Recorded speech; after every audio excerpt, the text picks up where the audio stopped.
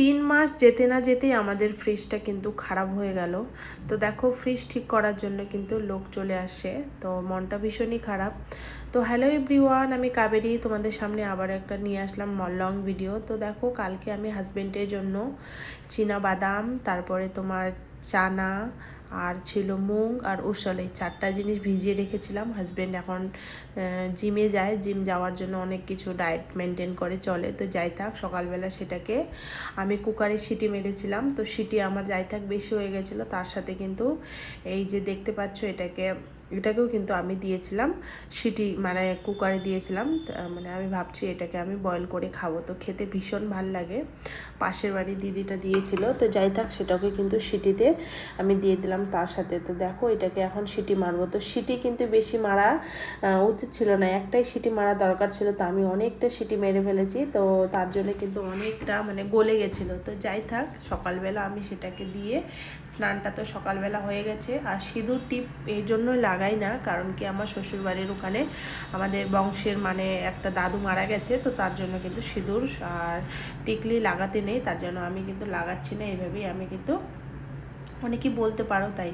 তো দেখো সেটার জন্য কিন্তু আমি নিয়ে নিচ্ছি এখানে ক্ষীরা, তারপরে টমেটো আর একটা কাঁচা পেঁয়াজ, তার সাথে দিব ধনেপাতা আর হচ্ছে কাঁচা লঙ্কা। তো দেখো এখানে কিন্তু আমি কুচি কুচি করে কেটে নিলাম। আর অনেকটা বয়েল হয়ে গেছিলো, হাজব্যান্ড তো খুব মানে রেগে গেছিলো, বলতে একটাই সিটি মারতে লাগে, বেশি যেন সিদ্ধ না হয়। তো যাই থাক, আমি কিন্তু হাজব্যান্ডকে সেটাই বানিয়ে দিলাম। তো রাগ করেছে, আমি হচ্ছে ফার্স্ট টাইম, আমি অত কিছু জানি না, আর আমি এগুলো করিও না আর খাইও না। তো হাজব্যান্ডে যে জিম যাওয়ার জন্যই কিন্তু এগুলোকে আমাকে এখন করতে হচ্ছে। তো শেখার চেষ্টা করতেছে, হাজব্যান্ডকে বললাম ফার্স্ট টাইম আর খেয়ে নাও। তো দেখো চাট মশলা শুধু দিয়েছি, আর একটু লবণ দিয়েছি, আর একটা শুধু কাঁচা লঙ্কা ঝালের জন্য, আর লেবু দিয়েছি, বাস এইটুকু দিয়ে হাজব্যান্ডকে বানিয়ে দিলাম। তো হাজব্যান্ডকে বললাম কেমন হয়েছে, হাজব্যান্ড কিন্তু রেগে যায়নি, সে বলছে ভালোই হয়েছে। এদিকে ছেলের শরীর কিন্তু ভালো নেই, কালকে থেকে ভালো করে ঘুম হচ্ছে না, আর ঘুমাতে পারছে না, শরীর এত গরম। এদিকে সেগুলো খেতে দিয়ে আমি কিন্তু দিয়ে দিব এখন বানানা শেক। তো দেখো শেকের জন্য আমি কিন্তু 3টা কলা নিয়েছি। আর হাজব্যান্ড আমার শেক খুব পছন্দ করে, এখন কিন্তু খায় না চা, তার জন্য কিন্তু আমাকে এইভাবে শেক বানিয়ে দিতে হয়। এই যে দেখো আমি দিয়ে দিলাম কাঁচা দুধ, আর তারপরে অর্ধেকটা আমি এটা গরম করে রেখে দিব, কারণ কি আমাদের ফ্রিজটা খারাপ হয়ে গেছে, তোমাদেরকে প্রথমেই বললাম। তারপরে দেখো এটা পিনাট বাটার নিয়ে আসছিল কালকে, এটাও কিন্তু আমি শেকটার সাথে দিব 1 চামচ করে, খেতে দারুণ লাগে। আর এই যে দেখো, আর তার সাথে কিন্তু আমিও খাই। আর দিয়ে দিব আমি কাজু আর আলমন্ড দুটোকে আমি পেস্ট করে রেখেছি, ড্রাই রোস্ট করে, সেটাও কিন্তু 1 চামচ দিয়ে দিব। তার সাথে কিন্তু আমি কি বলে ওটাকে, খেজুরও দিই। তো খেজুরটা শেষ হয়ে গেছে, তার জন্য কিন্তু এই 2-3টা জিনিস দিয়েই কিন্তু আমি আজকে বানিয়ে দিলাম। আর খেতে ভালো মানে দারুণ সুন্দর হয়। তো যাই থাক, আমি কিন্তু হাজব্যান্ডকে দিয়ে দিলাম, বাকি বারটা আমি আর আমার ছেলে দুজনে মিলে কিন্তু খেয়ে নেব। আর এদিকে ছেলের শরীর একদম ভালো নেই, হাজব্যান্ড বলছে তাড়াতাড়ি করে ছেলেকে খাইয়ে তাড়াতাড়ি করে রেডি হয়ে যাও। আর তো আমাকে ছেলেকে তো না খাইয়ে বাইরে নিয়ে যেতে পারবো না, কারণ কি এমনি তো কালকে রাত্রেবেলাও কিছু খায়নি, শরীরে প্রচুর অসুবিধা। তো রাত্রেবেলা না নিজে ঘুমিয়েছে, না আমাদেরকে ঘুমাতে দিয়েছে।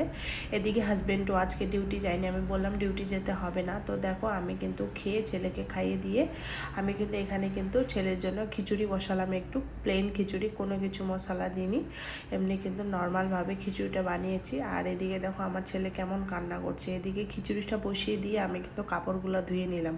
তো আমার খিচুড়ি কিন্তু রেডি। তো এদিকে দেখো ছেলেকে কিন্তু খাওয়াচ্ছি, ছেলেকে কোনো মতো খাওয়ালাম, মানে বেশি খেতেও চায় না, জানো তো জ্বর হলে কেমন মানে মুখটা তিতা তিতা লাগে। তো তার জন্য কিন্তু আমার ছেলে খেতেই চায় না, তো কষ্ট করে তাও জবরদস্তি খাওয়ালাম মোবাইলটা দেখিয়ে দেখিয়ে।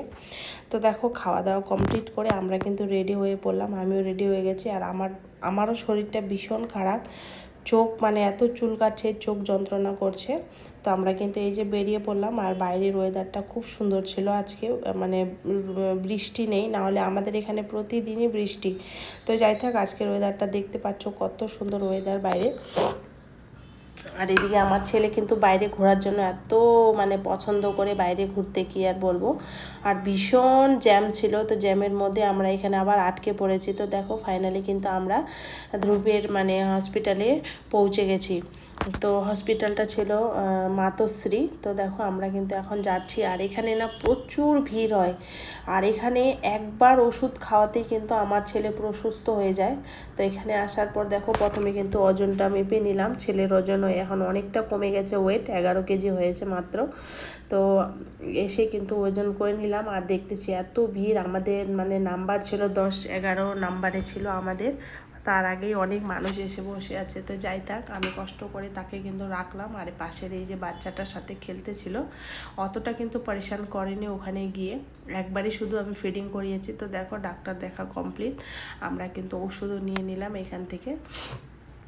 এই যে ওষুধ নেওয়া কমপ্লিট করে আমরা কিন্তু এখন রওনা দিলাম বাড়ির দিকে। বাড়ি এসে তারপরে চলে আসলে এই যে ফ্রিজ ঠিক করতে এই দাদাটা। আর কদিন হলো বন্ধুরা, শুধু 4 মাসই হলো। তো কি হয়েছে, এই যে যেটা খুলতেছে ওটা নাকি বলে পরিষ্কার করতে লাগে 2-3 মাস অন্তর অন্তর। তো আমরা জানি না সেটা, তো এটা পরিষ্কার না করার জন্য মানে এখানে হাওয়াটা মানে ঢুকতেছিল না, হাওয়াটা না যাওয়ার জন্য কিন্তু মানে কম্প্রেসটা শেষ হয়ে গেছে।